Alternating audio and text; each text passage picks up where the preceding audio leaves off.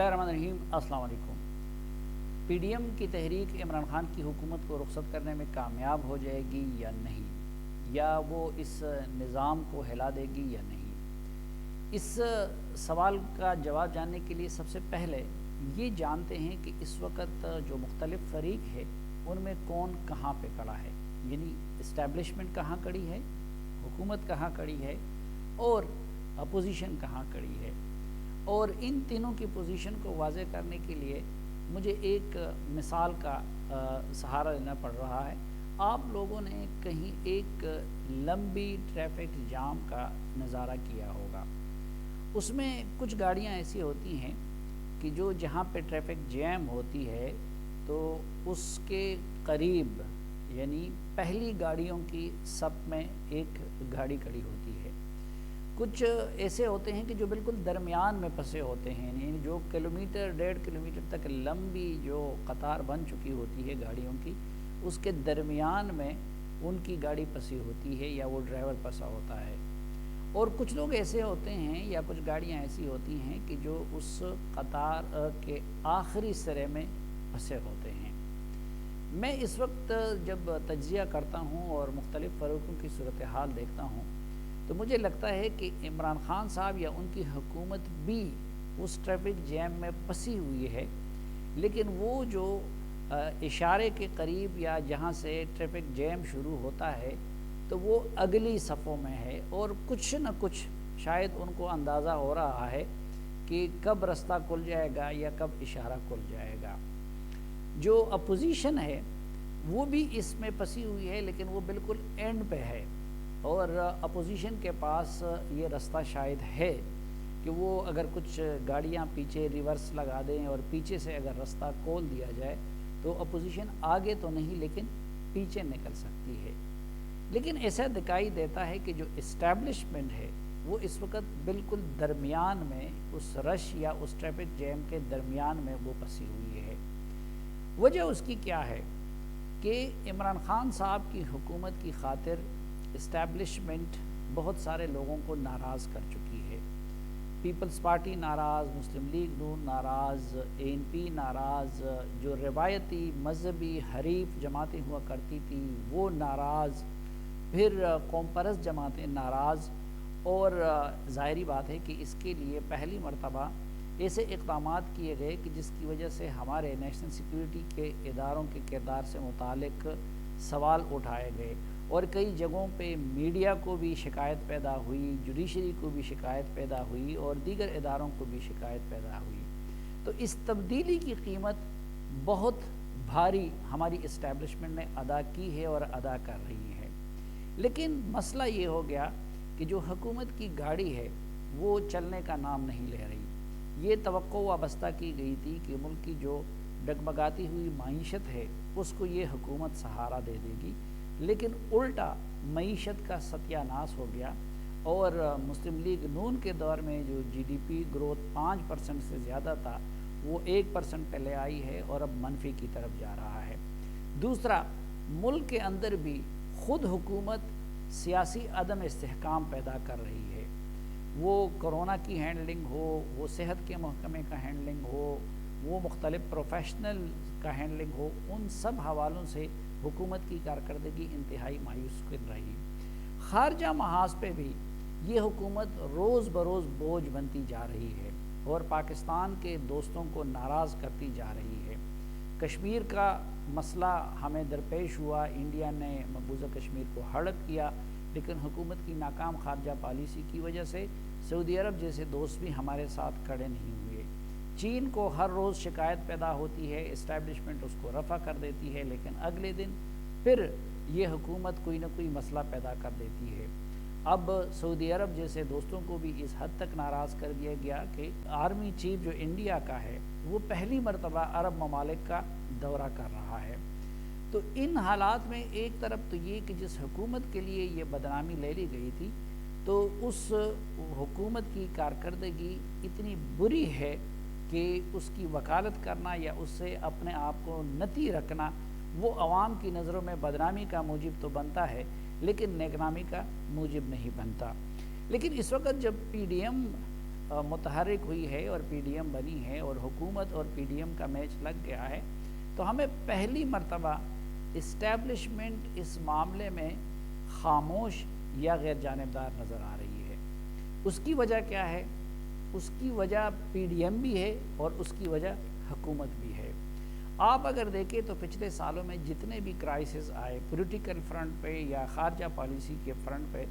تو وہ اسٹیبلشمنٹ ہی عمران خان کے لیے ہینڈل کرتی رہی۔ مثلاً اگر مولانا صاحب دھرنا لے کے آ گئے اور انہوں نے دھرنا دے دیا تو ان کے ساتھ مذاکرات بھی اسٹیبلشمنٹ نے کیے اور ان کو رخصت بھی انہوں نے کروایا، یا جو وعدے وعید تھے وہ بھی ان کی طرف سے ہوئے۔ ایف اے ٹی ایف کا مسئلہ آتا ہے تو حکومت اور اپوزیشن کا ڈیڈ لاک آ جاتا ہے، لیکن پھر رات کو اسٹیبلشمنٹ کے نمائندوں اور ان کے مذاکرات ہو جاتے تھے اور اگلے دن پھر ہمیں وہ اتفاق رائے دیکھنے کو ملتا۔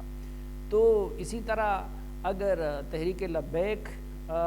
دھرنا دیتی یا کچھ اور کرتی تو وہ بھی اسٹیبلشمنٹ ہی کھل کے اسٹیبلشمنٹ کہہ رہی تھی اور کھل کے وہ ان کے لیے ان مسائل کو حل کر لیتی تھی۔ ایون اگر کراچی میں پرابلمز آ جاتے تھے حکومت کے ساتھ یا پھر اتحادیوں کے ساتھ، تو وہ بھی اسٹیبلش کے نمائندے جا کے اس حکومت کے لیے حل کر لیتے تھے۔ لیکن اب بدقسمتی یہ ہوئی ہے کہ یہ رول جو کہ اسٹیبلشمنٹ خود عمران خان صاحب یا ان کی حکومت کی خیرخواہی میں کر رہی تھی، عمران خان صاحب اس کو بھی شک کی نگاہ سے دیکھتے ہیں، اور جب بھی اپوزیشن کے ساتھ اسٹیبلشمنٹ کوئی رابطے استوار کرتی یا کوئی مفاہمت کی کوشش کرتی تو وہ اس کو سبوتاج کرتے، کیونکہ ان کے ذہن میں یہ بات بیٹھی ہوئی ہے کہ اپوزیشن کا اور اسٹیبلشمنٹ کا معاملہ ٹھیک ہو جانے کا مطلب یہ ہوگا کہ ان کی چھٹی ہو جائے گی۔ تو اس لیے انہوں نے کھل کے اس دوران اسٹیبلشمنٹ کے حوالے سے اپنی ناراضگی کا اظہار بھی شروع کر دیا اور کچھ حوالوں سے اسٹیبلشمنٹ کو بلیک میل کرنے کی یا پھر دھمکی دینے کی روش بھی اپنا لی۔ مثلاً انہوں نے یہاں تک کہہ دیا کہ جنرل قمر جاوید باجوہ کو اپوزیشن کے رہنماؤں سے گلگت بلتستان کے معاملے پہ ملاقات نہیں کرنی چاہیے تھی۔ کبھی وہ کہہ دیتے ہیں کہ مجھے کوئی فرق نہیں پڑتا کہ کون آرمی چیف ہے اور کون D G I S I ہے۔ کبھی وہ کہہ دیتے ہیں کہ اگر بیان نواز شریف کی جگہ میں ہوتا تو میں جنرل ظہیر کو فارغ کر لیتا، اور کچھ لوگ یہ سمجھتے ہیں کہ اس کے ذریعے وہ اب اسٹیبلشمنٹ کو بھی ایک پیغام دے رہے ہیں۔ تو ایک تو ان کے اس رویے کی وجہ سے اب کے بار جو پی ڈی ایم کا اور حکومت کا میچ لگ گیا ہے تو اس میں ہمیں اسٹیبلشمنٹ نسبتاً خاموش نظر آتی ہے یا اس کا ویزیبل کوئی رول نظر نہیں آتا۔ اسٹیبلشمنٹ کے پیچھے ہٹ جانے کی ایک دوسری وجہ خود پی ڈی ایم کا بھی رویہ ہے، کیونکہ پی ڈی ایم کی قیادت یہ فیصلہ کر چکی ہے کہ اب جو بھی بات ہوگی اسٹیبلشمنٹ کے نمائندوں کے ساتھ تو وہ خفیہ نہیں ہوگی، وہ اعلانیہ ہوگی۔ دوسری شرط یہ لگائی گئی ہے کہ جو بھی بات ہوگی تو کوئی ایک جماعت تنہا نہیں کرے گی بلکہ وہ پوری پی ڈی ایم کی قیادت کے ساتھ ہوگی۔ اب ماضی میں اسٹیبلشمنٹ پیپلز پارٹی کو الگ سے ہینڈل کر لیتی، مسلم لیگ نون کو الگ سے ہینڈل کر لیتی، جے یو آئی کو الگ سے ہینڈل کر لیتی، لیکن اب پی ڈی ایم نے بھی ان کے لیے یہ مشکل بنا دیا ہے۔ دوسری طرف میاں نواز شریف صاحب کہتے ہیں کہ میں اب مزید کوئی اعتماد کرنے کو تیار نہیں ہوں اور میرے ساتھ کئی مرتبہ وعدہ خلافیاں ہوئی ہیں۔ شہباز شریف بھی یہ کہتے ہیں، اس لیے وہ کہتے ہیں کہ عملی اقدام کے بغیر اب وہ اعتماد کرنے کو تیار نہیں ہے۔ اسی طرح زرداری صاحب کو بھی یہ شکوہ ہے کہ ان کے ساتھ بھی ان کے بقول کئی مرتبہ ایسا ہوا کہ وعدے پورے نہیں کیے گئے، اور مولانا فضل الرحمان صاحب تو اس معاملے میں سب سے زیادہ غصے میں نظر آتے ہیں اور وہ کہتے ہیں کہ ان کے ساتھ جب بھی وعدہ کیا گیا تو پھر ان کے ساتھ وہ پورا نہیں کیا گیا۔ تو اس لیے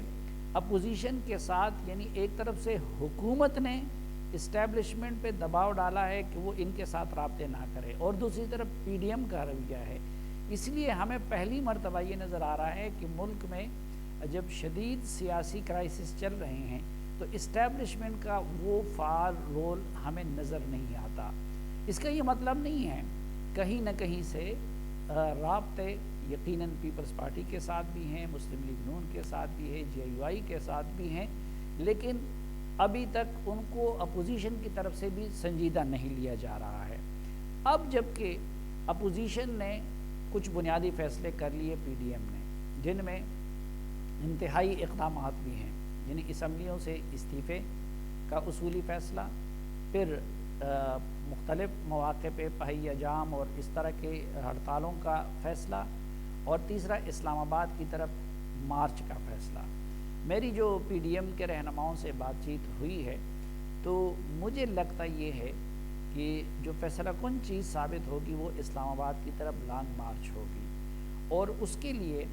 جو ابھی اجلاس ہوا تھا تو اس میں کچھ جماعتوں کا اصرار یہ تھا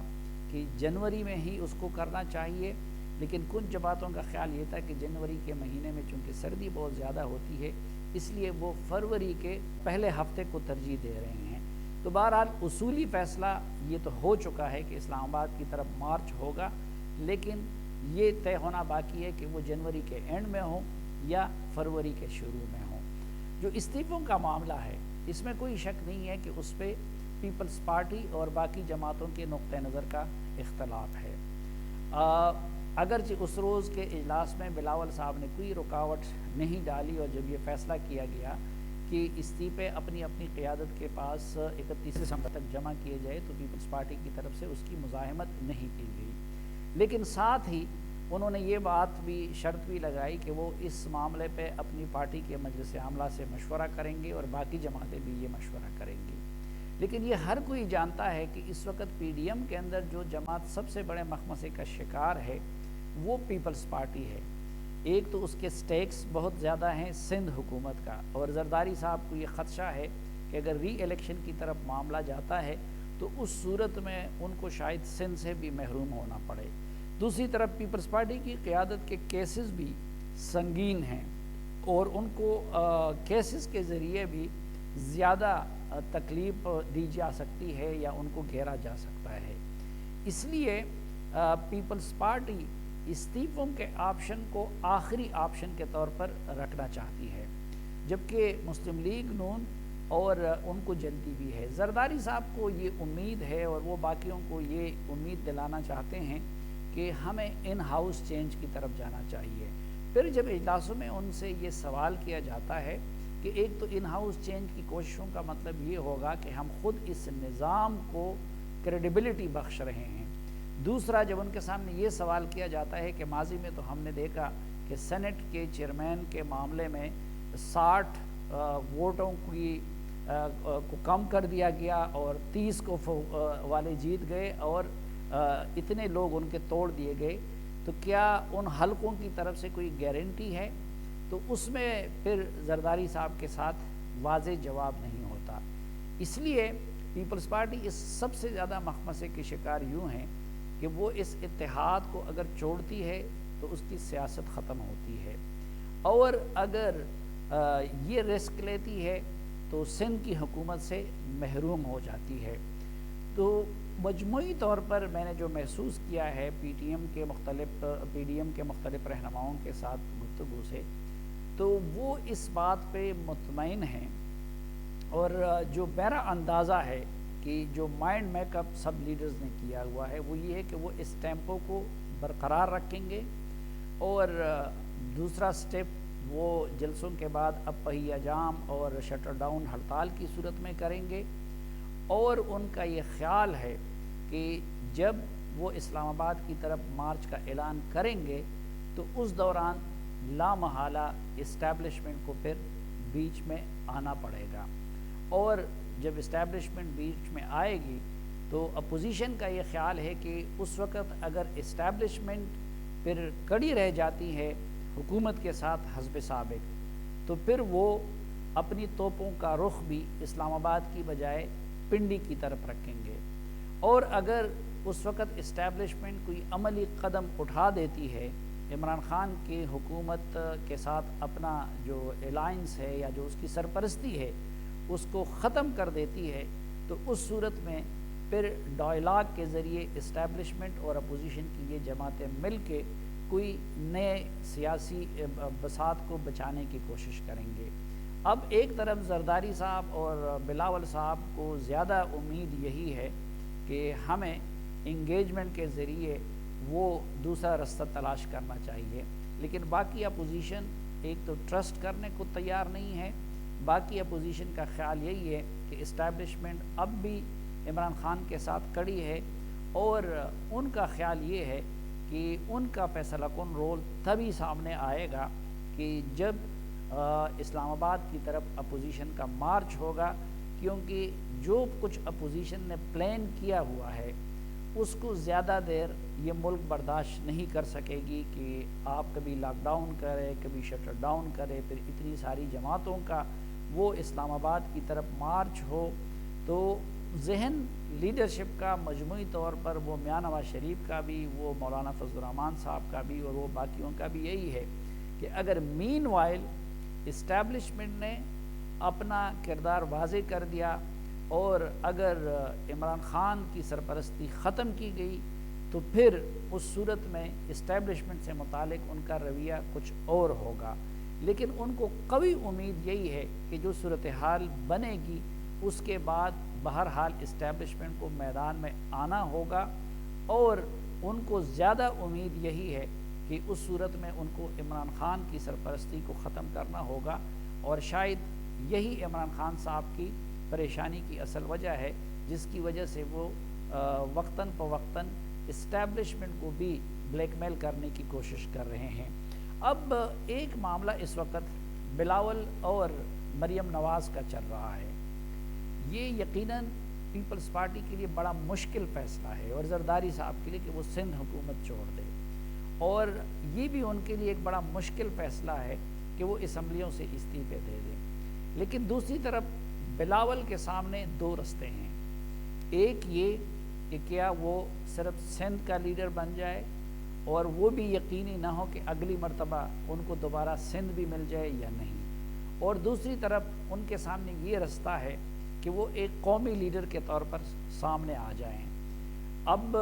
جب مریم نواز صاحبہ خاموش تھی اور جب میاں نواز شریف صاحب بھی خاموش تھے تو اس مختصر عرصے میں بلاول بھٹو نے اپنے قد کو، سیاسی قد کو کافی بڑا کر لیا تھا اور پورے ملک میں ان کو پذیرائی ملنے لگی تھی۔ لیکن اب جب سے مریم نواز صاحبہ میدان میں آئی ہے اور انہوں نے ایک جارحانہ رویہ لیا ہوا ہے اور پیپلز پارٹی کی طرف سے یہ تاثر سامنے آ رہا ہے کہ وہ شاید اس حد تک نہیں جانا چاہتی جس حد تک مسلم لیگ نون یا مولانا فضل الرحمان جا رہے ہیں، تو اس کی وجہ سے مریم نواز صاحبہ کا گراف بہت تیزی کے ساتھ اوپر جا رہا ہے، اور ان کی موجودگی میں پھر بلاول صاحب کا سیاسی قد کاٹ وہ بہت چھوٹا بن جاتا ہے،